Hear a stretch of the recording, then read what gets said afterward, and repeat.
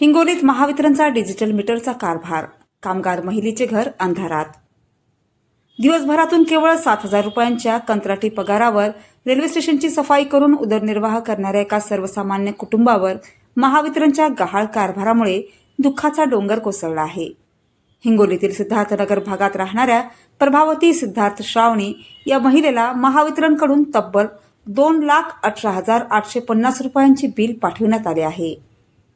महावितरणच्या डिजिटल मीटरच्या घोळामुळे या कुटुंबाची रात्रंदिवस झोप उडाली आहे। काय आहे नेमका प्रकार?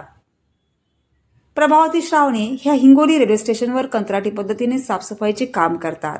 त्यांच्या घरात कोणतेही मोठे किंवा व्यावसायिक वापराचे विद्युत उपकरण नाही। आजवर जेवढा वीज वापर झाला तेवढे बिल नियमितपणे आम्ही जुने बिल वेळेवर भरत होतो, आता हे वीज बिल कुठून भरायचे असे त्यांनी सांगितले। बिल न भरल्याने वीज पुरवठा खंडित।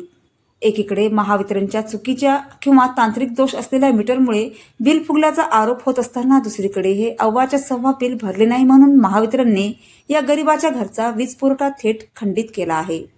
यामुळे ऐन पावसाळ्याच्या दिवसात या संपूर्ण कुटुंबाला अंधारात राहण्याची वेळ आली आहे। अचानक आलेल्या अवाढव्य बिलामुळे आम्ही आता काय करावे असा उद्विग्न प्रश्न श्रावणे कुटुंबांसमोर उभा राहिला आहे। महावितरणच्या वरिष्ठ अधिकाऱ्यांनी या डिजिटल मीटरच्या घोळाची तत्काळ पाहणी करून चुकीचे बिल दुरुस्त करावे आणि त्वरित वीज पुरवठा पूर्ववत करून न्याय द्यावा अशी आर्त हाक या महिलेने केली आहे। प्रभावती सिद्धार्थ श्रावणे आणि मला बिल आले 2,18,000।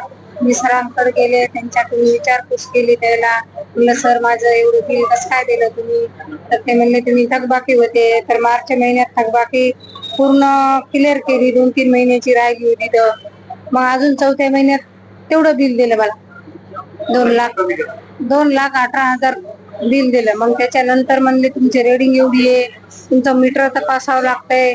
मग मीटर तपासायला दिलं पावती भरून, त्यानं तपासलं, काहीच हे नाही म्हणले तुमच्या याच्यात। म्हणून म्हणलं मग आमच्याकडे एवढं तुम्ही एवढी रेडिंग एवढ्या महिन्यात दिली कशी काय वरून? ते म्हणले ऑनलाईन आहे, काही झालं असेल बघा। आता मग ते रेडिंग मीटरवर रेडिंग कमी, याच्यावर जास्त, ते एकदा झालं, डबल 2 चक्रा मारले, 2-3 चक्रा मारले। म्हणजे अजून 2 महिन्यापासून मी परेशान आहे। तिथं काम करू पेशंट म्हणून काम करायला येते, काम करून त्यांच्याकडे येते, ते कधी भेटतात कधी भेटत नाहीत।